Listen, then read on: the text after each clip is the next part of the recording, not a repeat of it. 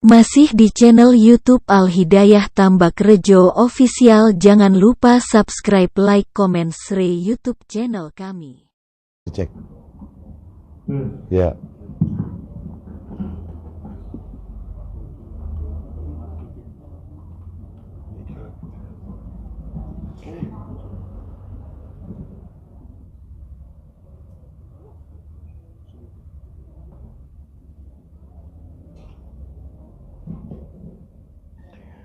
Bismillah. Assalamualaikum warahmatullahi wabarakatuh. Alhamdulillah. Alhamdulillahi hamdan katsiran tayyiban mubarakan fi kama yuhibbu rabbuna wa yarda. Wa ashhadu an la ilaha illallah wahdahu la syarika lah wa ashhadu anna muhammadan abduhu wa rasuluh. Ya ayyuhalladzina amanu taqullaha haqqa tuqatih wa la tamutunna illa wa antum muslimun, amma ba'du.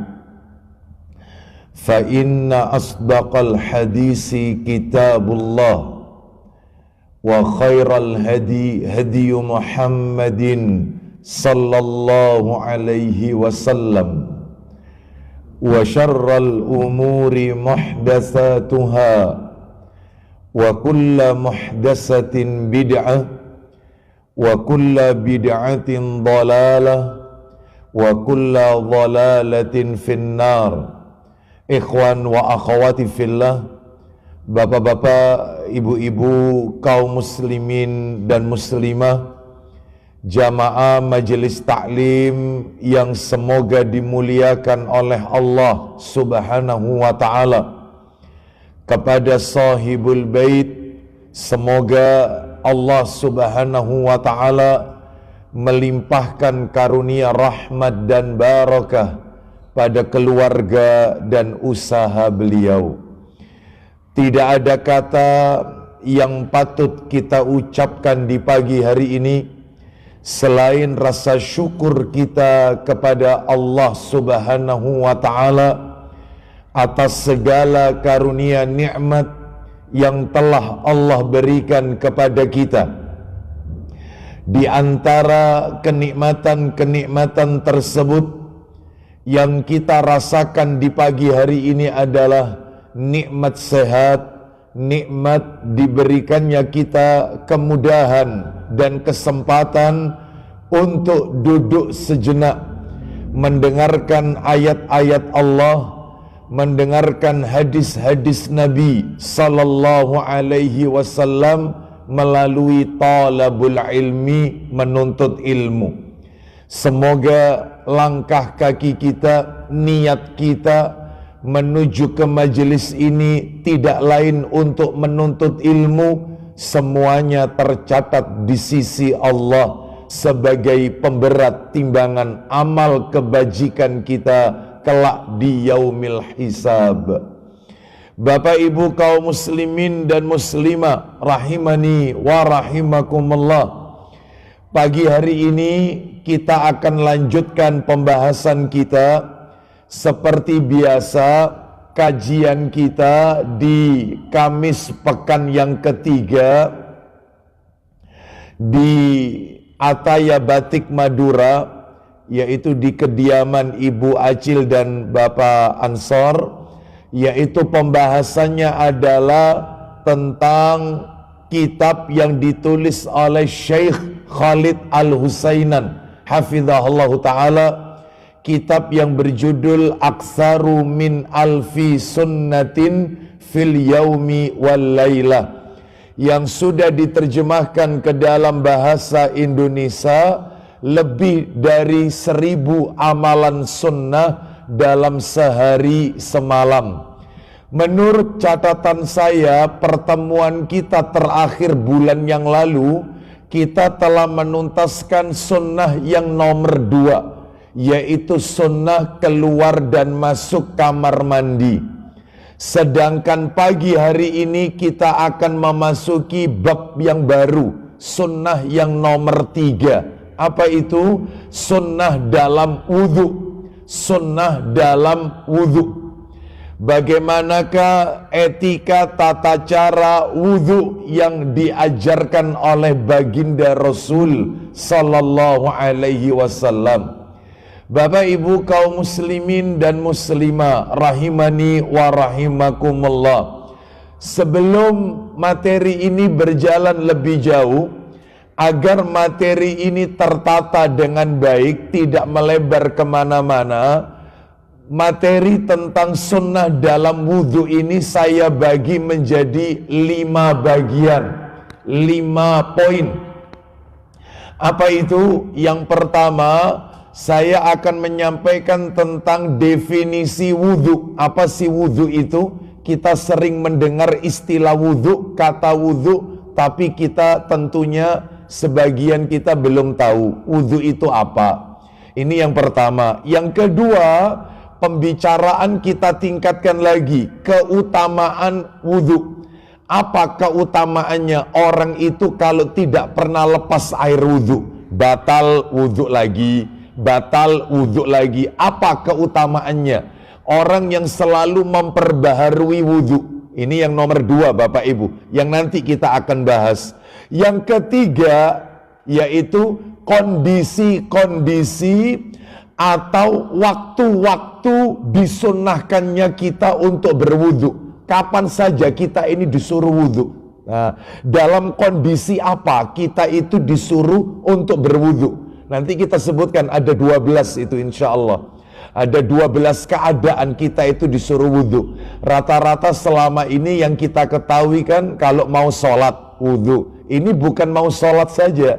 Ternyata ada beberapa keadaan-keadaan lain yang kita disyariatkan untuk berwudu. Ini materi yang nomor 3. Yang keempat Bapak Ibu, nah ini masuk materi intinya ini. Yang keempat, kaifiyah wudu, tata cara berwudu.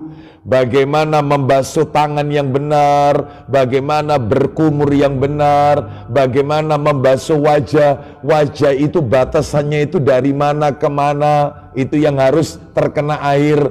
Membasuh tangan itu sampai mana batasnya, dan seterusnya. Rambut wanita itu kalau panjang, maka batasnya itu kalau berwudu sampai di mana. Lah itu nanti kita bahas materi yang nomor 4 itu nanti. Materi yang kelima, Bapak Ibu, materi yang kelima adalah pembatal-pembatal wudhu. Apa yang menyebabkan wudhu kita ini jadi batal? Nah itu nanti ada 7 kalau tidak salah itu ya. Pembatal wudhu itu ada 7. Nanti kita sebutkan itu materian berikutnya. Dan ternyata Bapak Ibu, maaf saya tambahkan 1. Jadi nggak jadi 5 ya, 6. Saya tambahkan 1 yaitu fikih seputar wudhu. Lah kalau membahas masalah fikih seputar wudhu menarik. Contohnya yang ada kaitannya dengan wanita.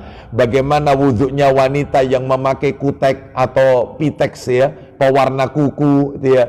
Bagaimana wudhunya wanita yang sudah pakai hairspray ya, atau misalnya obat rambut dan seterusnya. Bagaimana wudhunya wanita yang setelah dia mengusap yaitu bayinya yang setelah buang hajat, misalnya bayinya pipis lalu ibu ini mengusap meskipun pakai waslap ya, apakah batal wudhunya? Bagaimana wudhunya yaitu seorang bidan yang pada saat dia merawat persalinan terkena pakaiannya darah wanita itu, bagaimana wudhunya batal atau tidak? Banyak ya, nanti namanya saja fikih, disesuaikan dengan kondisi sekarang ini ya, apa-apa yang terjadi di zaman sekarang. Banyak sekali ibu-ibu sekalian, seperti bagaimana wudhunya wanita yang rambutnya itu dikepang atau disanggul, itu harus dilepas apa tidak kepangannya, sanggulnya. Bagaimana wudhunya wanita yang menggunakan gib atau perban ya, orang pakai gib atau perban wudhunya bagaimana, dan seterusnya. Ini ya, jadi banyak sekali hal-hal yang perlu kita pelajari ya, termasuk nanti kita akan bahas masalah fikih ini, bagaimana dengan orang yang suka keputihan, yaitu wudhunya wanita yang keputihan ini batal atau tidak dan seterusnya. Itu nanti masuk masalah fikih Bapak Ibu sekalian. Baik, jadi ada 6 poin ya yang akan kita pelajari. Ya, nampaknya waktunya tidak mencukupi Bapak Ibu sekalian kalau dibahas semua karena panjangnya materi. Jika memang nanti tidak mencukupi, ya kita akan lanjutkan pada pembahasan pertemuan yang berikutnya. Baik, kita awali yang pertama lebih dahulu, definisi wudhu. Apa artinya wudhu itu? Bapak Ibu kaum muslimin dan muslimah rahimani wa rahimakumullah. Wudhu itu definisinya secara bahasa, secara etimologi katanya gitu. Secara bahasa atau lugawi ya, secara lugawi asal katanya adalah al-wadha'ah. Al-wadha'ah. Al-wadha'ah. Apa artinya al-wadha'ah? Artinya adalah bersih atau cerah. Jadi panjenengan kalau ditanya apa definisinya wudhu, wudhu itu asal katanya al-wadha'ah, artinya bersih atau cerah. Itu. Adapun kalau secara istilah terminologi, nah, definisi terminologi atau pengertian syar'i Bapak Ibu, wudhu itu artinya, lah ini yang agak panjang definisinya. Ya, wudhu itu artinya menggunakan air. Jadi namanya aja wudhu pakai air. Kalau nggak pakai air namanya tayamum Bapak Ibu. Saya ulang, wudhu itu artinya menggunakan air pada tempat-tempat tertentu. Makanya nggak semua kena air. Enggak, contohnya basuh tangan. Ya tangan itu ya sampai siku. Ya, seperti itu, tidak sampai melebihi siku. Makanya pada tempat-tempat tertentu, saya ulang, menggunakan air pada tempat-tempat tertentu untuk menghilangkan sesuatu, yang menghalangi sahnya sholat. Nah, ya.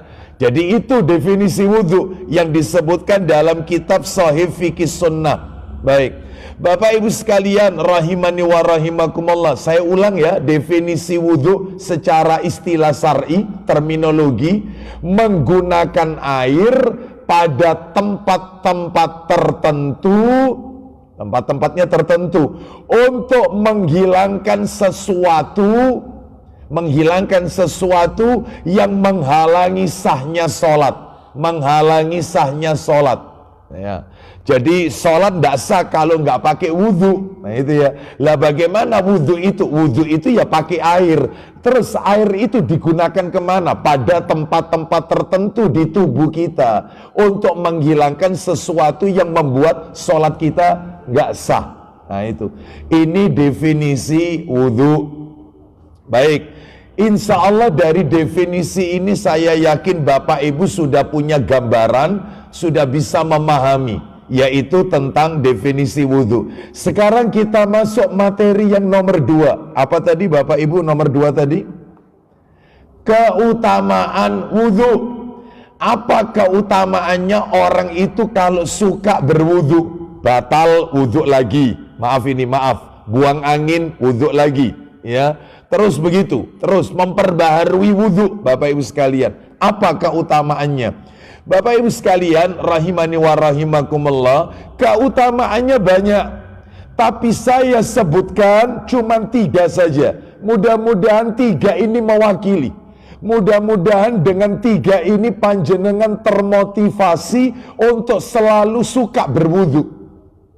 Ya, sampai-sampai katanya ulama begini Bapak Ibu, orang itu kalau sudah wudhu dan wudhunya belum batal, misalnya wudhu untuk salat zuhur, ternyata sampai menjelang asar wudhunya belum batal, dia tidak tidur terlelap, dia tidak buang air kecil, dia tidak buang air besar, bahkan dia tidak terkena najis, wudhunya tidak batal. Itu katanya ulama, mestinya kan boleh dia gunakan untuk sholat asar, wong wudhunya belum batal. Tetapi sebagian ulama menekankan lebih baik wudhu lagi, lebih baik perbaharui. Tuh, seperti itu. Padahal maaf, gak buang angin, gak kentut, tidak buang air besar, tidak batal wudhunya karena sebab tidur terlelap, tidak makan daging onta karena makan daging onta itu wudhu bisa batal. Ini tidak. Ya, maka ini tidak terkena itu. Mestinya dia bisa sholat asar dengan wudhunya yang waktu zuhur, bisa. Tapi ulama menekankan tetap diperbaharui. Apa sih keutamaannya? Orang itu kalau rajin berwudhu ada 3. 1, keutamaan yang pertama adalah pembersih dari dosa, Bapak Ibu. Penyuci dosa. Dosa diampuni oleh Allah. Orang suka wudhu itu dosa-dosanya berguguran. Ya, berguguran. Mana dalilnya? Silakan bisa dibantu Sahih Targhib wa Tarhibnya jilid 1.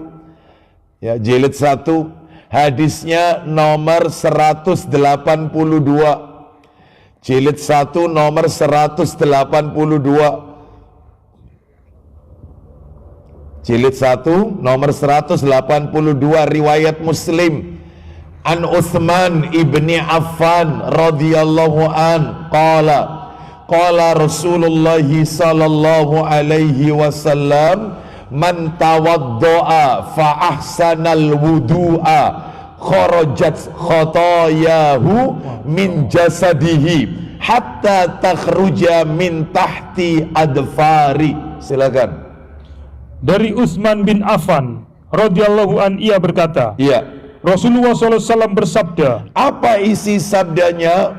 barang siapa berwudu lalu dia membaguskan wudunya, Siapa yang berwudu dengan sempurna, memperbagus wudunya, alias mengikuti sunnah Rasul. Lanjut. maka kesalahan-kesalahannya keluar dari jasadnya hingga ia keluar dari bawah kuku-kukunya. Duh, sampai keluarlah segala dosa dari tubuhnya hingga dari bawah kuku-kukunya, dosanya berjatuhan, dosanya gugur, Bapak Ibu. Lah Bapak Ibu harus tahu dosa itu ada 2, Bapak Ibu. Ada dosa zahir, ada dosa batin. Dosa itu ada 2, ada dosa zahir, ada dosa batin. Loh Ustadz mengatakan dosa itu ada 2, zahir dan batin, itu ada dalilnya? Ada. Allah Ta'ala berfirman, ayo dibuka suratnya Al-An'am. Surat nomor 6, dibantu saya, surat nomor 6 Al-An'am. Ayatnya 120 Bapak Ibu. Al-An'am 120. Al-An'am 120. Allah Ta'ala berfirman, وَذَرُوا ظَاهِرَ الْإِثْمِ وَبَاطِنَهِ إِنَّ الَّذِينَ يَكْسِبُونَ الْإِثْمَ سَيُجْزَوْنَ بِمَا كَانُوا يَقْتَرِفُونَ. Silakan. 120 Al-An'am. Dan tinggalkanlah dosa yang nampak dan yang tersembunyi. Sebentar, ulang lagi pelan-pelan. Dan tinggalkanlah dosa yang nampak. Maksudnya dosa yang nampak itu dosa zahir dan yang tersembunyi. loh, dosa batin. Ada dosa zahir, ada dosa batin. Lihat itu teksnya, ayat Qur'annya. Wadharu dhahira, lo zahir. Wadaru dhahiral ismi wa batina, lo batin. Ada dosa zahir, ada dosa batin. Lanjut Pak Didi. Sesungguhnya orang yang mengerjakan dosa kelak akan diberi pembalasan pada hari kiamat Baik. disebabkan apa yang mereka telah kerjakan. Nah, jelas sekali. Maka orang kalau berwudu dosanya berguguran. Dosa apa Ustaz? Ya dosa zahir, ya dosa batin. Sekarang panjenengan pasti tanya, dosa zahir itu bentuknya kayak apa Ustaz? Banyak dosa zahir. Zina, minum khamr, durhaka kepada orang tua, makan riba. Itu dosa zahir semua itu. Zahir itu semuanya. Itu. Lah terus kalau dosa batin apa Ustaz? Namanya saja batin, dosanya hati. Apa itu? Iri, dengki sama tetangga, ujub, sombong, tidak tawakal. Nah, itu dosa batin itu semuanya. Itu ya. Semuanya berasal dari hati. Iri itu kan hati, hasad, termasuk sombong itu kan penyakit hati. Ujub tinggi, merasa lebih dari orang lain. maka dosanya diampuni oleh Allah Azza wa Jalla. Baik, makanya diperbarui terus wudhunya diperbarui. Ya, baik, kita lanjutkan sekarang keutamaan nomor 2. Saya akan janjikan ada 3 keutamaan. Keutamaan orang yang suka memperbarui wudhu yang nomor 2. Nah ini, anggota wudhu. Berarti ya kalau anggota wudhu, ya tangan, wajah, ya kepala kan gitu ya, kaki itu kan kena air wudhu semua itu. Anggota wudhunya akan bercahaya di hari kiamat, akan bercahaya. Mana dalilnya? Dalilnya adalah disebutkan dalam kitab Sahih Targhib wa Tarhib, nomor hadisnya nomor hadisnya disebutkan nomor 177.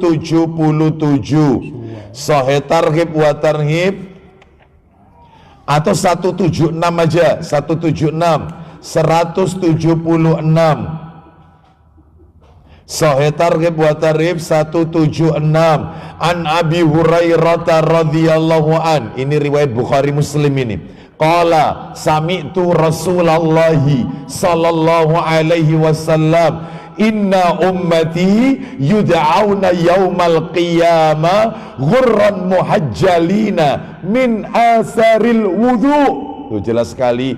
Wa man istata'a minkum an yutila ghurratahu falyaf'al. Silakan. Ghurratahu falyaf'al. Silakan. Dari Abu Hurairah radhiyallahu an, ia berkata, ya, aku mendengar Rasulullah SAW bersabda. Apa isi sabdanya? Sesungguhnya umatku dipanggil pada hari kiamat dengan wajah, terus kedua tangan, terus dan kaki bersinar putih karena bekas wudhu. Loh, wajahnya, tangannya, kakinya bersinar, bercahaya putih karena bekas air wudhu. Lanjut. Maka barang siapa di antara kalian yang mampu memanjangkan sinar putih wajahnya, ya, maka hendaknya dia melakukannya. Coba perhatikan kalimat yang Nabi sebutkan Bapak Ibu tadi. Siapa yang ingin memanjangkan sinar putih atau cahayanya, maka kerjakan wudhu. Pertanyaannya sekarang, loh, memang ada manfaatnya tak Ustadz? Orang itu nanti di hari kiamat harus bercahaya. Oh iya, orang itu tidak akan pernah bisa melewati sirat nanti di hari kiamat. Jembatan yang ada di atas neraka, jembatan yang menggantung di atas neraka sebagai tujuan orang untuk masuk ke surga. Orang tidak akan pernah mungkin melewati sirat itu dengan selamat kalau dia tidak punya cahaya. Makanya semua harus punya bekal cahaya. Ada dalilnya, orang itu butuh cahaya. Apa ada dalilnya orang itu butuh cahaya? Ada. Mana dalilnya? Ayo dibuka dalilnya. Tolong dibuka firman Allah Ta'ala. Ya, firman Allah Ta'ala, Quran surat nomor 57. Suratnya Al-Hadid. Surat 57 itu surat Al-Hadid. Ya betul ya, Al-Hadid ya. Ayatnya 28, Al-Hadid 28. Kita dengarkan ya, orang itu butuh cahaya. Kalau tidak punya cahaya, tidak bisa berjalan nanti di hari kiamat. Allah Ta'ala berfirman, Al-Hadid 28. Ya ayyuhalladzina amanu taqullaha wa aminu bi rasulihi yu'tikum kiflaini min rahmatihi wa yaj'al lakum nuran tamshuna bihi wa yaghfir lakum wallahu ghafurur rahim. Silakan. Hai orang-orang yang beriman, kepada para rasul, terus bertakwalah kepada Allah dan berimanlah kepada Rasulnya Muhammad. Lanjut. Niscaya Allah memberikan rahmatnya kepadamu 2 bagian. Nah poinnya sekarang, poinnya, dan menjadikan untukmu cahaya. Dengan cahaya itu kamu dapat berjalan dan dia mengampuni kamu. Duh, yang dengan cahaya itu kamu bisa berjalan. Kalau tidak punya cahaya, maka dia nggak akan pernah bisa berjalan. Berjalan di mana? Di sirat. Sirat itu apa? Jembatan yang lebih halus daripada rambut, lebih tajam daripada mata pedang. No, seperti itu. Setiap kita lewat situ. Iya, setiap kita pasti lewat situ. Mana dalilnya yang lain? Ayo coba ditambahkan dalil. Sama suratnya sama, surat nomor 57 sama. Ayatnya ayat yang ke-12. Surat 57 Al-Hadid sama, ayat 12 sampai 14.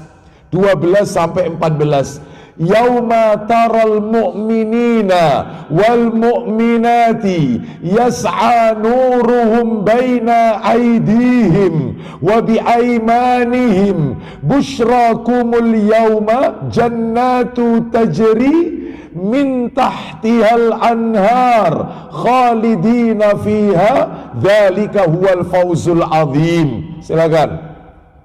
Yaitu pada hari ketika kamu melihat orang mukmin laki-laki dan perempuan. Bagaimana orang mukmin laki-laki dan mukmin perempuan? Silakan. Sedang cahaya mereka bersinar di hadapan dan di sebelah kanan mereka. Loh, cahaya mereka itu ada di depan dan di sebelah kanan mereka. Bayangkan, ada yang cahayanya ditaruh depan, ada yang ditaruh sebelah kanan. Lanjut, teruskan. Dikatakan kepada mereka, apa kata para malaikat kepada orang-orang beriman? Silakan. pada hari ini ada berita gembira untukmu, Terus, yaitu surga yang mengalir di bawahnya sungai-sungai, terus, yang kamu kekal di dalamnya. terus. Itulah keberuntungan yang besar. Baik, sekarang kita lihat ayat 13-nya, mengerikan. Orang yang gak dapat cahaya. Kita dengarkan ini, ayat 13-nya. Lanjutannya ya, Al-Hadid 13.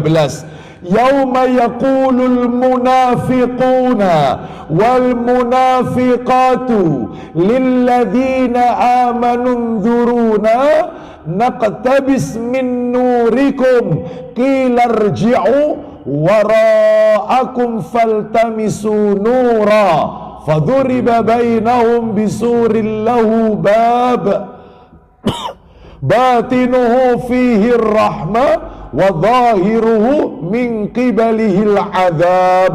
Silakan.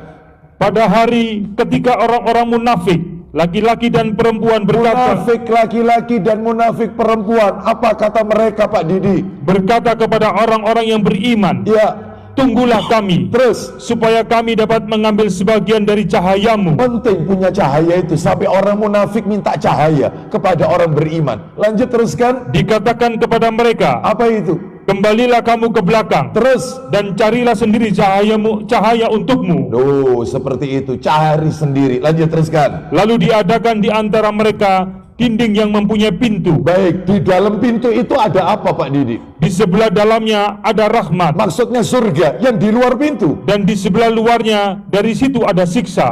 yaitu neraka. Ini menunjukkan kepada kita bahwasannya pentingnya kita memiliki cahaya, sehingga kalau Bapak Ibu bertanya, Ustadz, supaya nanti di akhirat kita itu punya cahaya, amalannya apa? Tadi sudah kita bahas, salah satunya suka memperbaharui wudhu supaya punya cahaya.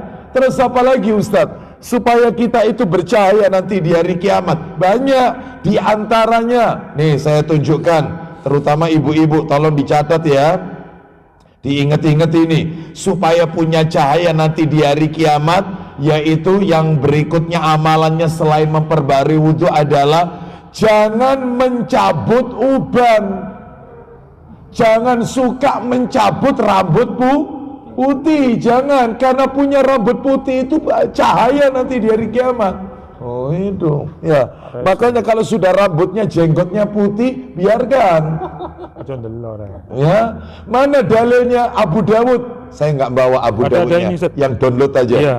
Abu Dawud nomor 4202. Abu Dawud nomor 4202. Ya. 4202. Ya, silakan dibaca. Dari Ibnu Amr radhiyallahu anhu, ia berkata, Ya, silakan. Rasulullah SAW bersabda, Apa isi sabdanya? janganlah mencabuti uban kalian, Loh, nggak boleh mencabut uban, nggak boleh.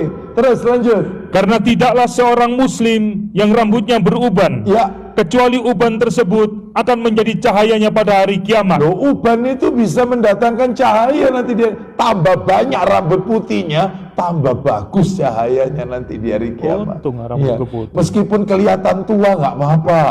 Ya, itu. Terus lanjut, silakan.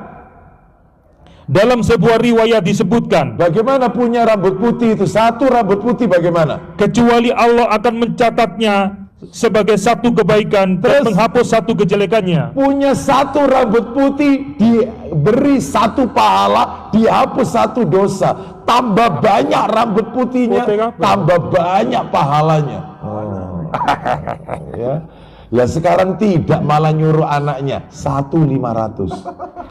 Ya. Ayo cabutan situ 500. Ya jangan. Ya.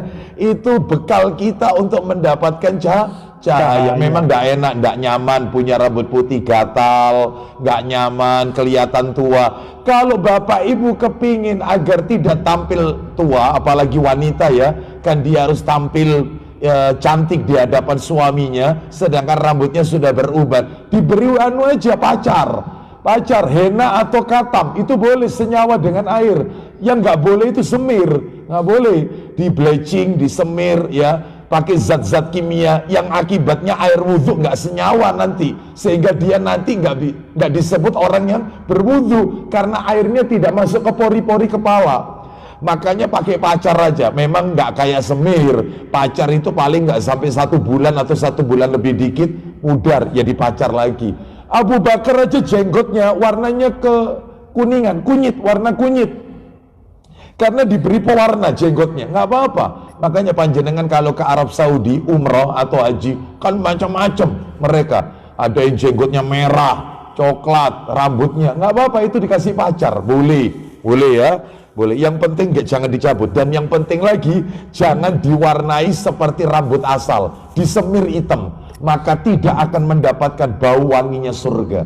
Ancamannya itu, nggak boleh ya. Baik, sekarang kita lanjutkan materi kita, kembali ke materi tentang keutamaan wudhu. Yang nomor 3 sekarang, oh maaf, sebelum nomor 3, tak tunjukkan amalan yang lain lagi. Saya tambahkan satu lagi amalannya, supaya kita dapat cahaya di hari kiamat. Selain wudhu sama punya rambut putih. Apa itu yang ketiga? Sering-seringlah kalau pergi ke masjid, baca doa. Doanya apa? Begini doanya. Riwayat Muslim, saya yakin panjenengan sudah pada hafal. Doanya begini. Allahumma ja'al fi qalbi nuran, wa fi basari nuran, wa fi sam'i nuran, wa an yamini nuran, wa an yasari nuran, wa fawqi nuran, wa tahti nuran, wa amami nuran, wa khalfi nuran, wa adimli nuran. Ya Allah, jadikan hatiku bercahaya, penglihatanku bercahaya, pendengaranku bercahaya, kanan kiriku cahaya, atas bawahku cahaya, depan belakangku cahaya, dan besarkanlah cahaya itu untukku ya Allah. Itu doa kalau mau ke masjid, dihafalkan supaya kita bisa mendapatkan cahaya. Ayo bulan depan tak tes satu persatu ya doanya. Ya enggak ada yang datang Ustadz, nggak apa-apa, saya sama Pak Ansor aja nanti, udah nggak apa-apa ya. Bapak Ibu sekalian, hafalkan itu doa, yaitu ketika akan pergi ke masjid ya. Wallahu a'lam bishawab. Ayo sekarang yang nomor 3. Nanti tak share. Nomor 3. Oh no. Keutamaan berwudu yang nomor 3, mengangkat derajat di sisi Allah. Orang itu rajin wudhu, derajatnya diangkat oleh Allah Azza wa Jalla. Oh, Masya Allah.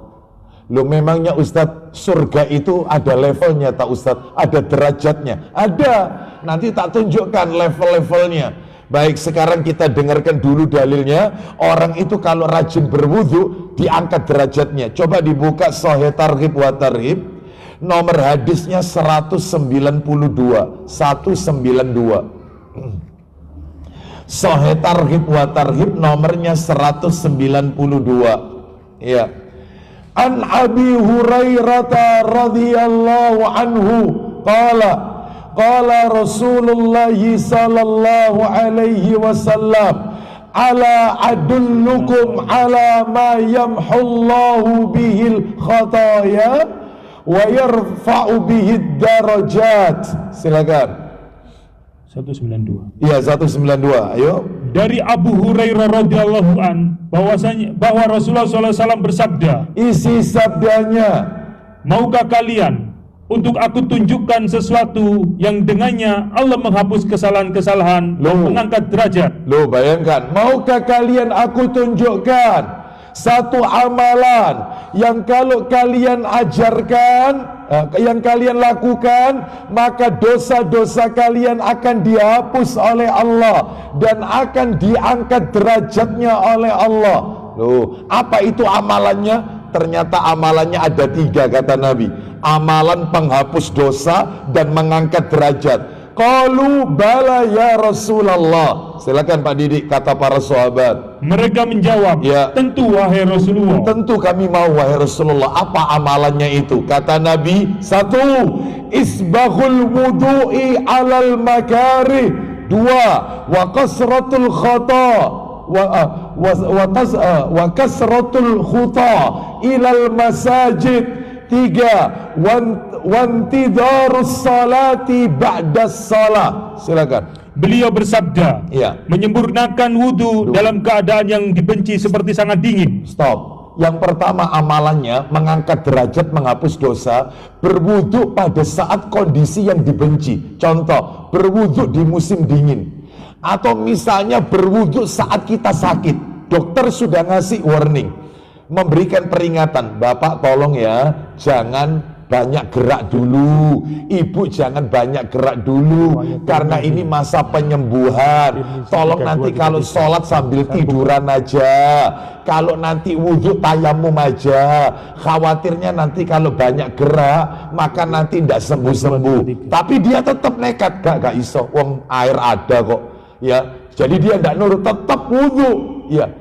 Dia merasa enggak, insya Allah enggak apa-apa, insya Allah enggak apa-apa, oh juga enggak jauh kok, kamar mandi dekat. Maka dia tetap wudhu, berwudhu di saat yang sulit. Ya ini maksudnya, bisa menghapus dosa, ngangkat derajat. Atau wudhu di musim dingin, misalnya kita ke suatu negara, ya, misalnya Palestina. Palestina itu kalau musim dingin, ya minus sudah, ya seperti itu. Ke Eropa musim dingin, dia tetap menggunakan air. Padahal kalau tayamum boleh sebenarnya, karena memang kondisinya tidak memungkinkan. Tapi dia tetap pakai air, nggak apa-apa. Ini mengangkat derajat, menghapus dosa. Nomor 2 Pak Didi, silakan. Amalannya Memperbanyak langkah ke masjid. Loh, memperbanyak langkah ke masjid itu bisa menghapus dosa, mengangkat derajat. Loh, langkah lo ya, bukan kendaraan lo ya. Melangkahkan kaki, bukan naik kendaraan. Jadi kalau ke masjidnya naik motor, silakan, tapi parkirnya agak jauh. Ya. Ya, parkirnya agak jauh ya. Misalnya masjidnya itu di mana ini ya? Kalau masjid terdekat sini di mana? Sini ya, dekat sini ya. Kira-kira berapa radius, berapa meter Pak Ansor? 1 kilo? Nggak sampai 500 meter? Nggak sampai juga. Nah, sudah jalan kaki aja ya. Memperbanyak langkah ke masjid, jangan naik motor ya. Boleh naik kendaraan, tapi kalau bisa parkirnya agak jauh. Ya, Ustadz parkirnya nggak mungkin jauh karena nanti khawatir Ustadz, apalagi nggak ada tukang parkirnya. Ya nggak apa-apa di depan masjid, tapi turun dari kendaraan, jalannya disedikitkan. Ya, apa itu jalannya itu? Timi-timi itu loh. Ya, dikit-dikit aja ya, pelan-pelan aja disedikitkan. Karena apa? Pahalanya melangkahkan kaki itu Allah sebutkan dalam Al-Quran. Apa itu? Coba Pak Didik dibantu. Surat Yasin Pak Didik. Yasin ayat 12. Yasin ayat 12. Inna nahnu nuhyil mauta wa naktubu ma qaddamu wa asarahum wa kulla syai'in ahsaynahu fi Imamin mubin. Ya, fi imamin mubin. Yasin ayat 12. Surat Yasin surat 36 ayat 12. Ayo baca. Sesungguhnya kami menghidupkan orang-orang mati dan kami menuliskan apa yang telah mereka kerjakan dan bekas-bekas yang mereka tinggalkan. Ini yang perlu digarisbawahi. Kami mencatat bekas-bekas yang telah mereka tinggalkan. Apa itu maksudnya bekas-bekas? Langkah kaki manusia yang digunakan saat di dunia menuju ke tempat-tempat yang Allah ridhoi, ke masjid, majelis taklim, dan seterusnya. Lanjut, terakhir penutup ayatnya. Dan segala sesuatu kami kumpulkan dalam kitab induk yang nyata, Lauh Mahfuz. Nah ya, yaitu Lauhul Mahfuz. Sekarang yang terakhir Pak Didi, lanjutannya hadis tadi. 3 amalan penghapus dosa, mengangkat derajat. Nomor 1, menyempurnakan wudhu saat kondisi sulit. Nomor 2, memperbanyak langkah ke masjid. Nomor 3 Pak Didi, Dan menunggu sholat sesudah sholat. loh itu, menunggu sholat sesudah sholat. Contohnya, terutama sholat-sholat yang waktunya pendek, maghrib dengan isya. Menunggu sholat isya sesudah sholat maghrib. Jadi dia tidak pulang, setelah maghriban itu nggak pulang, tetap di masjid. Itu ya, nunggu sholat isya, menunggu sholat isya setelah sholat maghrib. Atau misalnya di masjid ada taklim kajian ba'da asar, Anda sholat asarnya di masjid aja, sholat asarnya.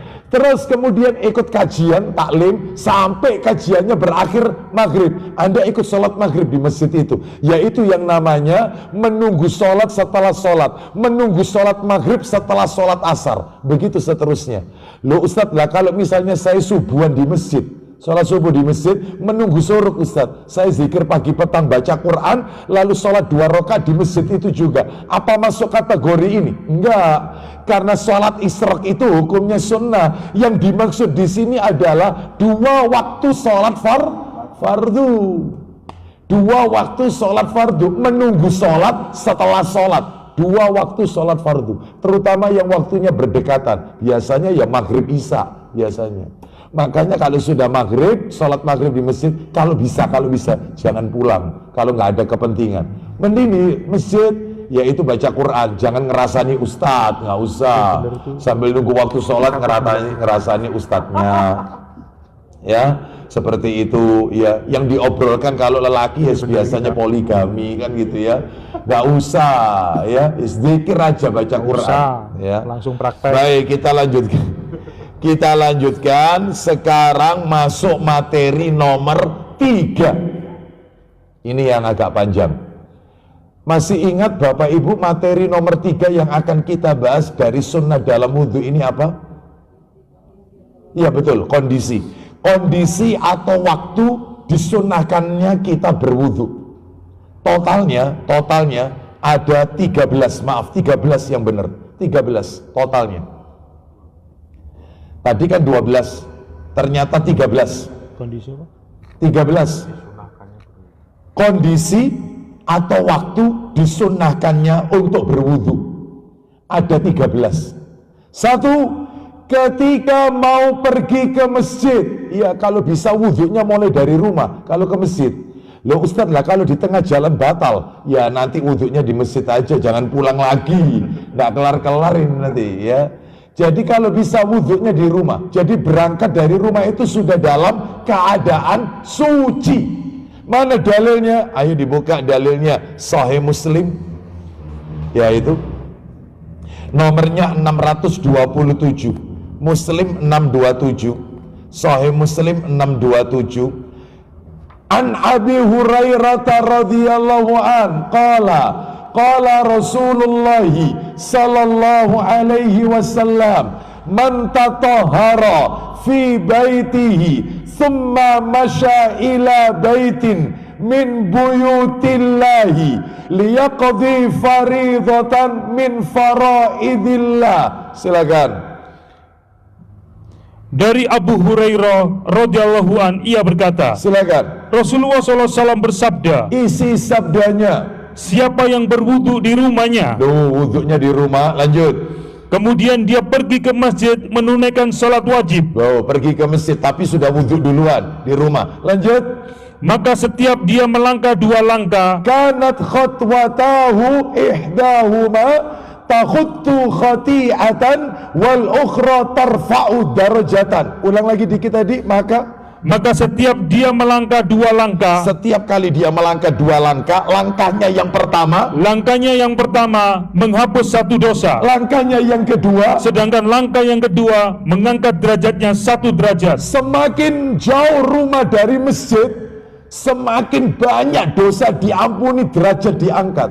Oh itu, mana lebih enak, rumah dekat masjid atau jauh masjid? Jujuro.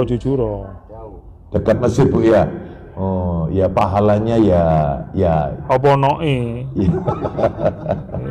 ya. Ada ndak orang itu dekat masjid malah gak sobo masjid, malah nggak pernah ke masjid? Mana ini? Banyak. Ini. Iya. Nggak pernah. Ya Masjid karena dekat masjidnya tidak syar'i.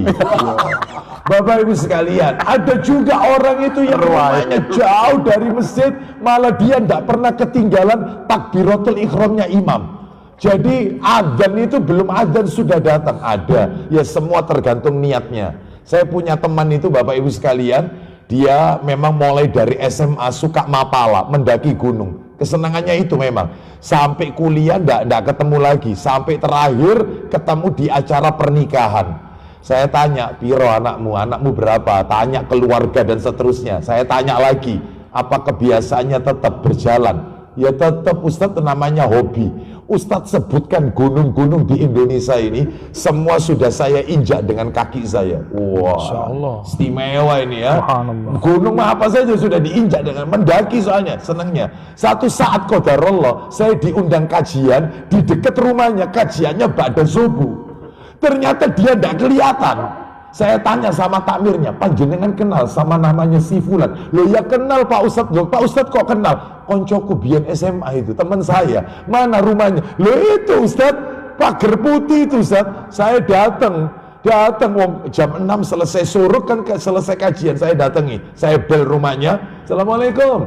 Dia menyapu kantuk di matanya, keluar rumah. Woi Ustadz, apa pertama isu-isu? Masya Allah, namanya teman ya, namanya teman, wajar ya. Apa isu-isu teko ya? Sebentar. Semua gunung se-Indonesia sudah saya injak dengan kaki saya. Masjid depan rumah, ente nggak pergi ke masjid. Berarti melangkahkan kaki ke masjid lebih berat daripada mendaki gunung. Ya, berarti semua innamal a'malu binniyat, tergantung niatnya. Makanya Bapak Ibu sekalian, ini berat. Melangkahkan kaki ke masjid itu berat, meskipun rumah dekat masjid. Baik, jadi intinya mau pergi ke masjid wudhu dulu, ya. Terus nomor dua, ketika mau baca Al-Quran, ketika akan baca Al-Quran, wudhu. Loh Ustadz lah, kalau wanita haid Ustadz, boleh ndak baca Quran? Boleh. Wanita haid, wanita nifas, menurut pendapat yang paling kuat boleh. Lah kalau menyentuh Ustaz, kalau menyentuh upayakan pakai sarung tangan atau kain pelapis. Tolong diingat dulu ya, wanita itu kondisi tidak suci itu 3. Wanita tidak suci itu ada 3. Wanita haid, wanita nifas, sama wanita yang junub setelah jima. Ini 3-tiganya tidak suci ini. Untuk haid sama nifas boleh, untuk junub tidak boleh. Kenapa Ustadz? Haid sama nifas kok boleh, junub kok tidak boleh? Karena junub itu waktunya singkat. Setelah dia melakukan jima, dia bisa mandi besar. Seperti itu. Sedangkan kalau haid dan nifas waktunya lama, haid 7 hari, bisa jadi lebih. Kan wanita beda-beda ya haidnya. Kalau nifas 40 hari setelah melahirkan. Ya, makanya dalam hal ini Bapak Ibu sekalian, wanita haid nifas boleh baca Quran, asalkan kalau menyentuh itu pakai kain pelapis, sarung tangan. Ustadz, ada yang bilang gini, saya ini wanita haid Ustadz, kalau baca Quran itu pakai aplikasi Quran di Android Ustadz, di HP, apa perlu saya itu pakai sarung tangan? Tidak perlu, karena HP ini bukan mushaf. Yang tidak boleh itu mushaf, Quran yang tidak ada artinya. Nah itu nggak boleh.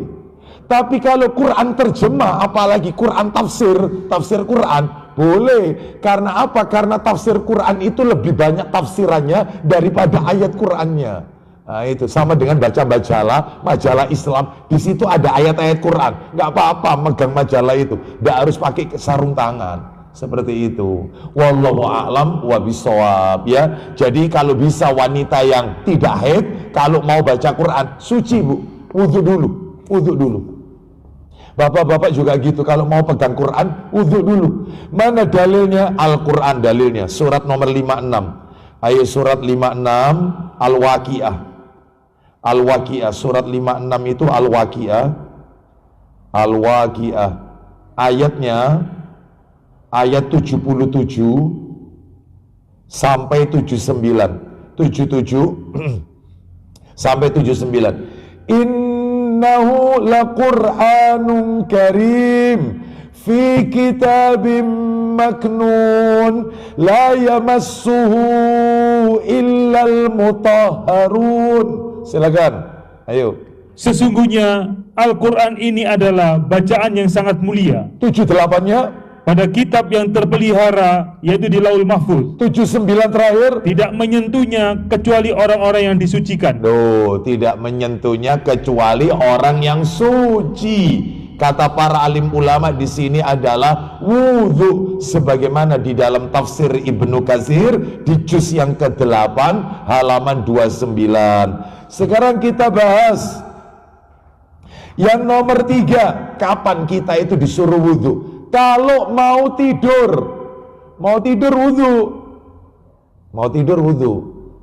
Mana dalilnya? Sahih Bukhari, dibuka Sahih Bukharinya, ya, nomornya 163 dari Al-Barra bin Azib radhiyallahu an. Bukhari 163, nomor aslinya 247, itu nomor aslinya. Tapi tidak apa-apa, kita baca yang cetakan terjemahan. Nomor asli 163, di mana Rasulullah sallallahu alaihi wasallam bersabda, "Idza ataita madja'aka fatawadda wudhu'aka lis-salati." Silakan. Dari Barra bin Azib radhiyallahu an mengatakan, Iya. bahwa Nabi SAW bersabda, Isinya, apabila engkau hendak tidur, berwudulah lebih dahulu seperti wudu untuk sholat. stop sampai di situ aja dalilnya. Kalau mau tidur wudhu seperti layaknya kita kalau mau sholat. Nomor 4 sekarang, kapan kita disyariatkan wudhu? Yang keempat adalah ketika bangun tidur. Bangun tidur wudhu. Bangun tidur wudhu. Dalilnya Sahih Muslim. Dibuka Sahih Muslim, nomornya 201. 201. Nomor aslinya 256. Nomor cetakan terjemahan 201, tapi nomor aslinya 256. Yaitu disebutkan bahwasanya dari sahabat Ibnu Abbas radhiyallahu anhuma, dia berkata, annahu bata indan nabiyyi sallallahu alaihi wasallam dzata lailatin faqama nabiyullahi sallallahu alaihi wasallam min akhiril laili fakharaja fanadhara fis samai summa tala hadhil ayata fi ali imran inna fi khalqis samawati wal ardi wa ikhtilafil laili wan nahari hatta balagha faqina adzaban nar summa raja'a ilal baiti fasawwaka wa tawaddoa. Nah, itu di situ poinnya. Silakan baca artinya. Dari Ibnu Abbas radhiyallahu anhuma, ia berkata, Iya. pada suatu malam dia bermalam di rumah Nabi SAW. Terus, Tengah malam beliau bangun dan pergi keluar rumah. jadi Nabi itu punya kebiasaan kalau bangun tidur sepertiga malam terakhir bangun itu keluar rumah sambil menatap ke langit. Lanjut. Beliau memandang ke langit, lalu beliau baca ayat dalam surat Ali Imran. 10 ayat terakhir Ali Imran. Inna fi khalqis samawati wal ard. Ya. Sampai faqina adzaban nar. Lanjut teruskan. Kemudian beliau kembali ke rumah, Terus lalu menggosok gigi, bersiwak terus. mengambil wudhu. Nah, berwudhu kan, bangun tidur itu wudhu, ya, bangun tidur wudhu. Kita lanjutkan nomor yang ke-5. 5. Pada saat akan berdoa kepada Allah, saat mau berdoa. Loh Ustadz, memangnya orang kalau haid itu tidak boleh berdoa tak? Boleh. boleh. Wanita haid, wanita nifas, pokoknya nggak suci, boleh. Kapanpun boleh berdoa. Tapi kalau panjenengan tanya mana yang afdol, ya wudhu.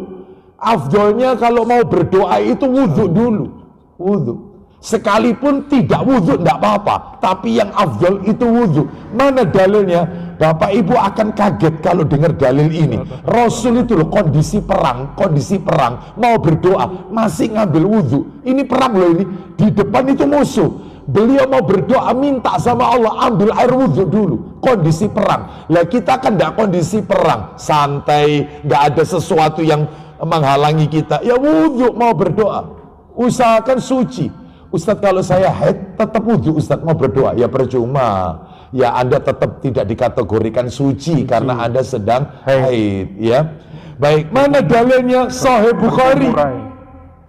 Bukhari nomor asli, tapi di situ tidak ada dicetakan terjemahan. Nomor asli 4323, panjang dalilnya. 4323, 4323. Ya.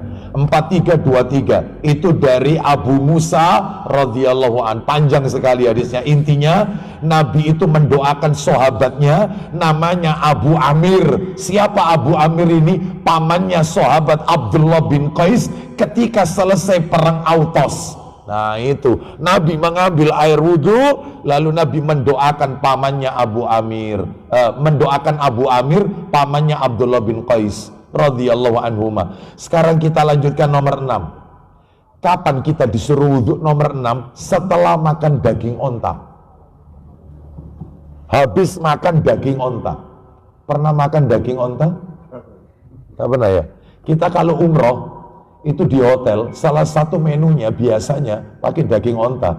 Seratnya besar-besar kayak kerbau, seperti daging kerbau. Seratnya gede-gede dan jelas bau khas, sudah kelihatan meskipun dimasak apapun kelihatan. Kalau tulangnya dari teksturnya daging itu kelihatan kalau ini onta sudah. Kambing sama sapi nggak kayak gitu. Lah itu kalau panjenengan sudah wudhu makan daging onta, batal wudhu Anda, batal, harus wudhu lagi kalau mau sholat. Kenapa? Nanti kita akan dengarkan ternyata kandangnya onta itu sarangnya jin. Makanya supaya kita tidak kena pengaruhnya jin, wudhu lagi. Sarangnya jin itu kandangnya onta. Beda sama kambing. Kalau kambing itu kandangnya barokah. Makanya Nabi mengatakan ittakhidhi ghanaman fa inna fiha barokah. Peliharalah kambing. Memelihara kambing itu berkah kata Nabi. Barokah. Nah ini barangkali yang ingin punya usaha sampingan selain batik, ya, iya, mungkin punya kandang ternak kambing. Takut kambing ya kambing. Iya itu, ya, seperti itu. Ini Pak Didi, ya, Pak Reza, Pak Budi, ya, Pak Ansor, ayo, ya, itu buka kandang kambing. Ya. Baik. Mana dalilnya? Dalil, silakan dibuka Abu Dawud. Hadisnya riwayat Abu Dawud. Ya. Nomor berapa? Nomor hadisnya Bapak, Sahih Muslim dulu dibaca, Sahih Muslim. Sahih Muslim dulu dibaca nomor 308. 308. Sahih Muslim 308.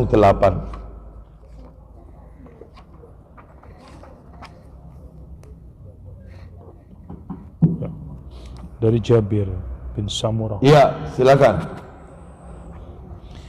Dari Jabir bin Samurah radhiyallahu an, ia berkata, ya, wajibkah aku wudhu sesudah makan daging kambing? Ya. Jawab Rasulullah SAW, jika Anda mau, berwudhulah. Loh, jika kalau kau mau wudhu kalau makan daging kambing, jika tidak, tidak apa-apa. Jadi kalau habis makan daging kambing boleh wudhu, boleh tidak, nggak apa-apa. Kumur tok juga nggak apa-apa. Nggak wudhu nggak apa-apa, daging kambing. Lanjut. Tanyanya, wajibkah aku wudhu sesudah makan daging onta? Daging onta, terus?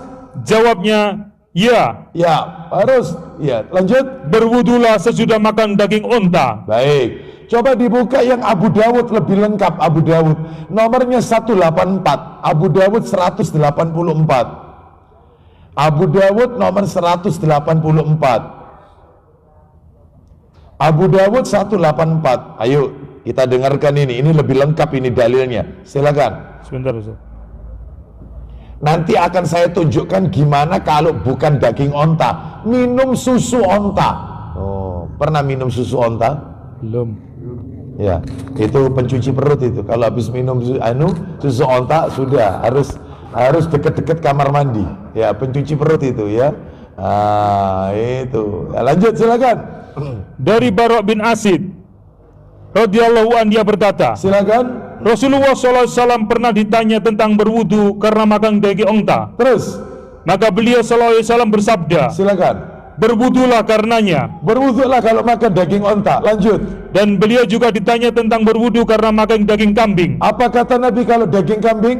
Maka beliau SAW bersabda, Iya. janganlah berwudu karenanya. Terus. Dan beliau juga ditanya tentang mengerjakan sholat di kandang unta. Bagaimana hukumnya sholat di kandang onta? Silakan. Maka beliau SAW bersabda, Iya. janganlah mengerjakan sholat di tempat itu, Terus. karenanya termasuk tempat seton. Duh, tempatnya jin, tempatnya syaitan. Terus lanjut. Dan beliau juga ditanya tentang mengerjakan sholat di kandang kambing. Bagaimana sholat di kandang kambing? Silakan. Maka beliau bersabda, Kenapa itu? sholatlah di dalamnya, Kenapa? karena tempat itu mengandung barokah. Duh, pernah nyoba sholat di kandang kambing?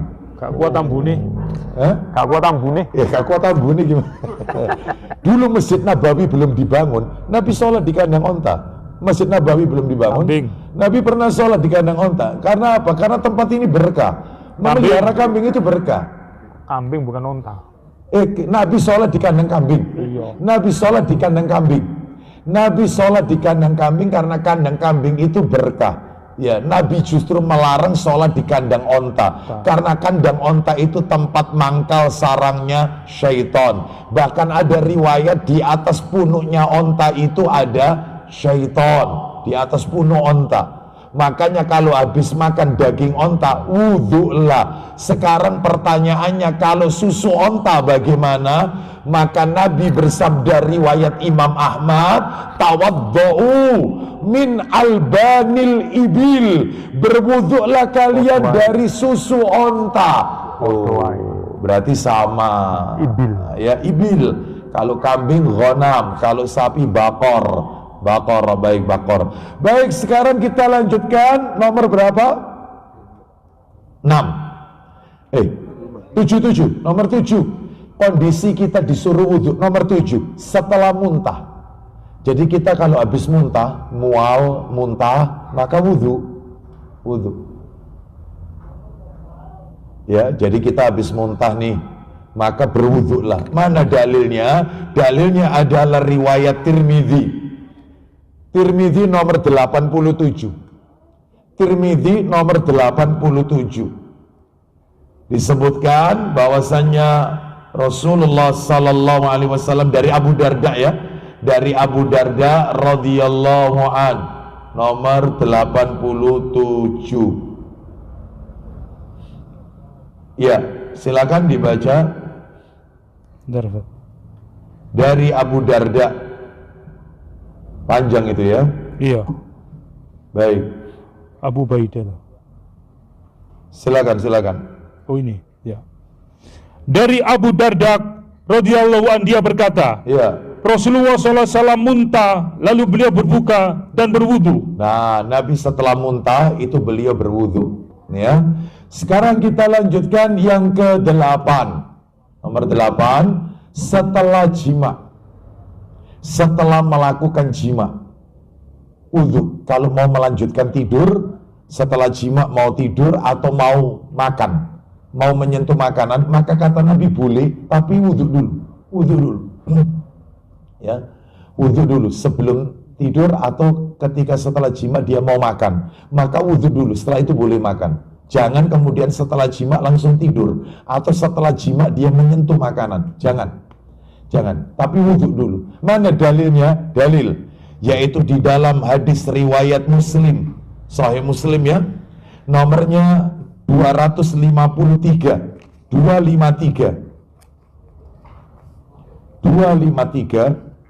dan 254. Muslim 253 dan 254. Silakan. Dari Aisyah radhiyallahu anhuma, ia berkata, Iya. apabila Rasulullah SAW hendak tidur, Iya. padahal beliau junub, Ya. maka beliau wudhu lebih dahulu seperti wudhu sholat. Nah, padahal Nabi dalam kondisi junub ini dengan Aisyah, Nabi wudhu dulu kalau mau tidur. Lanjut 254. 254 sekarang. Dari Aisyah radhiyallahu anhuma ia berkata, Iya, apabila Rasulullah SAW sedang dalam keadaan junub, iya. padahal beliau ingin makan atau tidur, Nah, padahal beliau ingin makan atau tidur, maka beliau wudhu lebih dahulu seperti wudhu sholat. nah seperti itu, seperti wudhu kalau mau sholat. Sekarang kita lanjutkan, yaitu yang poin nomor 9. Betul nomor 9? Ya, 9 ya. Yang ke-9, maaf, saya sebutkan ya, jika ingin mengulangi jima. Jika ingin mengulangi jima. Yang kedua kalinya, wudhu dulu. Nabi pernah semalam mendatangi istri-istrinya, itu istri pertama didatangi setelah dijima wudhu, lalu kemudian mendatangi istri berikutnya wudhu, istri berikutnya wudhu, terakhir mandi. Jadi mandinya sekali, tapi wudhunya berkali-kali. Nah, ini perlu juga sunnah Nabi yang ditumbuh suburkan. Ulangi apa bojone situ, Ustaz? Ya, makanya itu apa? Sunnah Nabi yang mulai punah. Ya. Kita lanjutkan. Dalilnya mana? Sahih Muslim nomornya 257. Muslim 257.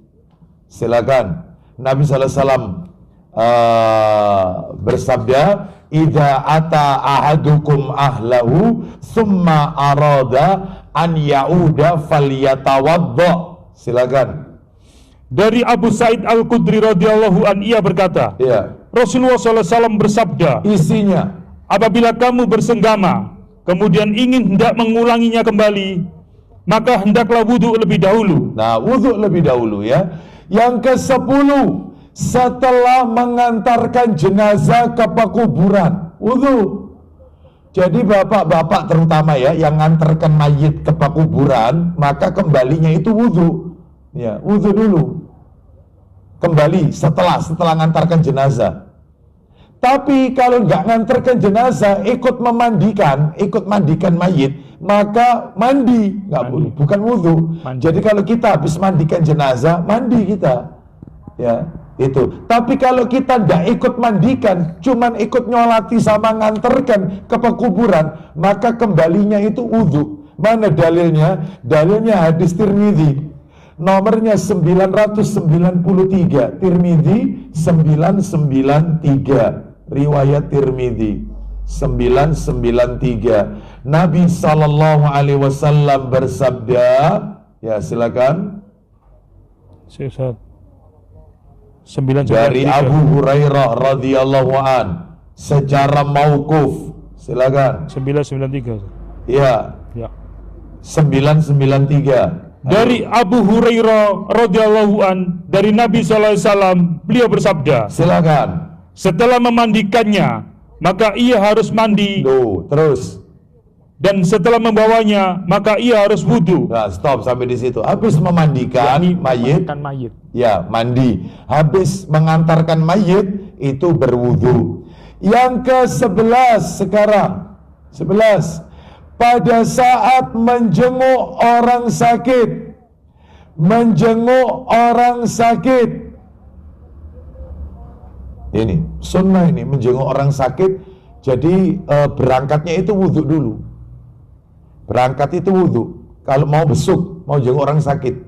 Mana dalilnya? Buka Sahih Targhib wa Tarhib jilid 6. Jilid 6, nomornya 3474. 3474. Sahih Targhib wa Tarhib 3474. Silakan.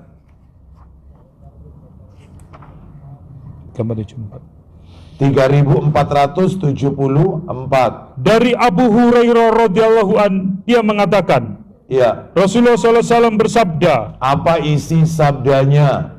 barang siapa menjenguk orang yang sakit, maka ada yang menyeru dari langit mengatakan, barang siapa yang menjenguk orang sakit, Maka ada penyeru dari langit yang berkata, silakan. semoga penghidupanmu baik, Terus, dan baik pula langkah hidupmu, terus. serta engkau akan menempati rumah di surga. Loh, orang jenguk orang sakit itu dapat rumah di surga. Tambahkan lagi Pak Didi, 3476. 3476 dari sahabat Ali bin Abi Thalib radhiyallahu an.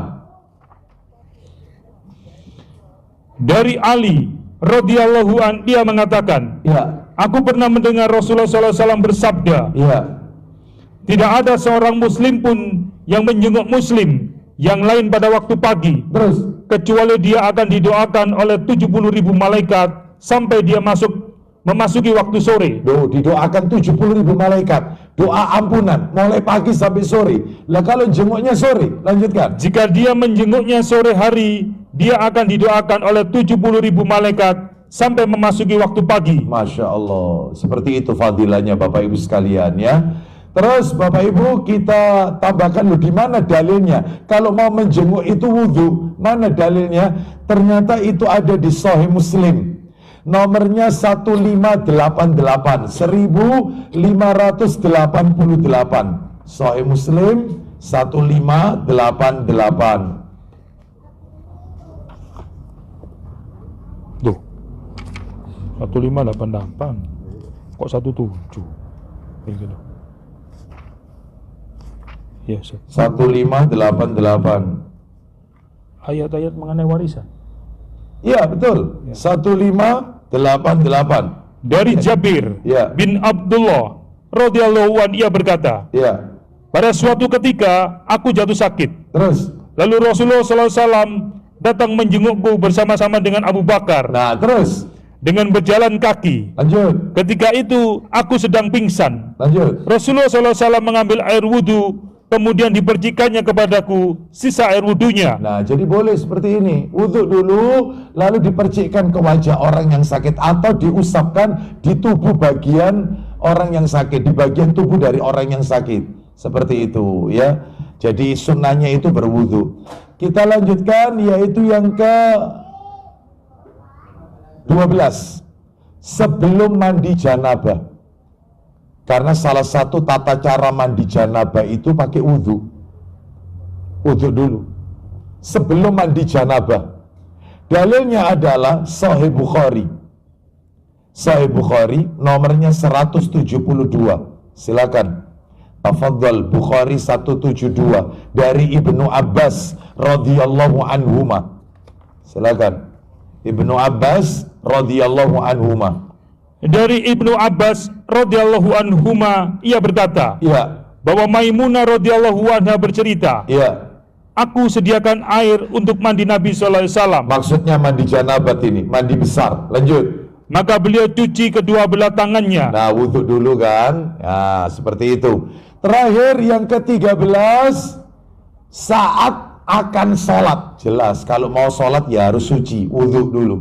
Entah itu wudhu atau tayamum, yang penting bersuci. Kalau ada air ya wudhu, kecuali kalau terkondisikan ya sakit, ya luka misalnya, kalau terkena air akan bertambah parah, memperlambat penyembuhan. Nah, maka kayak kalau begini, yaitu dengan tayamum saja. Mana dalilnya kalau mau sholat harus wudhu, baik sholat fardu maupun sholat sunnah? Dalilnya Sahih Muslim nomornya 175. Sahih Muslim 175 atau nomor aslinya 224. Dari Ibnu Umar radhiyallahu anhuma, dia berkata, Nabi sallallahu alaihi wasallam bersabda, la tuqbalu salatun bi ghairi tuhurin wala sadaqatun min ghululin. Silakan. 175. 175. Iya. Dari Ibnu Umar radhiyallahu anhuma, ia berkata, Iya. aku mendengar Rasulullah SAW bersabda, Iya. tidak diterima salat seseorang tanpa bersuci. Tidak diterima sholat seseorang tanpa bersuci. Bersucinya baik itu wudhu atau tayamum. Berikutnya, Lanjut. dan tidak diterima. Dan tidak diterima sedekah yang berasal dari kejahatan, Contohnya apa? seperti mencuri, Mencuri tapi disodakokan. Jadi pencucian uang. Lanjut teruskan. menipu, Menipu. menggelapkan atau korupsi, Terus. merampok, Terus. judi dan sebagainya. Nah itu nggak diterima semua itu. ya sodako dari hasil judi, sodako dari hasil bunga riba. Nah, ini uang riba, ini nggak boleh, ya. Termasuk kalau kita lihat di dalam dunia perfilman, seperti yang dilakukan kalau film itu Robin Hood. Nah, dia mencuri hartanya orang-orang kaya, lalu disodakokan ke orang miskin, ya tetap nggak diterima. Termasuk kalau dunia perwalian, film Wali Songo, Sunan Kalijaga, itu kan gitu ceritanya, katanya mencuri hartanya orang-orang kaya lalu dibagikan ke rakyat jelata yang miskin, ya tetap nggak diterima karena caranya tetap, meskipun tujuannya baik, ya caranya salah, yaitu dengan mencuri. Wallahu a'lam bishawab, ya. Demikian apa yang bisa kami sampaikan, semoga sedikit menjadi tambahan ilmu yang bermanfaat. Materi kita tinggal tersisa yaitu 3 poin, ya, tentang tata cara wudhu. Insya Allah kita akan sampaikan karena panjang ini, kurang lebih ada 19 poin tentang tata cara wudhu, bagaimana wudhu yang benar yang diajarkan Nabi SAW. Baik, sebelum kita tutup dengan doa kafaratul majelis, barangkali ada yang mau bertanya, kami persilakan. Mungkin di kolom chat ini, YouTube, Instagram ada? Nggak ada, ya? Mungkin yang hadir, barangkali ada yang tanya. Kalau tidak ada, saya tutup. Tidak ada, ya? Baik, kita tutup dengan kafaratul majelis. Mudah-mudahan ilmunya diberkahi oleh Allah Azza wa Jalla. Kita akhiri, wassallallahu ala nabiyyina wa ala alihi washabihi wasallam. Subhanakallahumma wa bihamdika asyhadu an la ilaha illa anta astaghfiruka wa atubu ilaik. Wa akhiru da'wana anil hamdulillahi rabbil alamin. Assalamualaikum warahmatullahi wabarakatuh.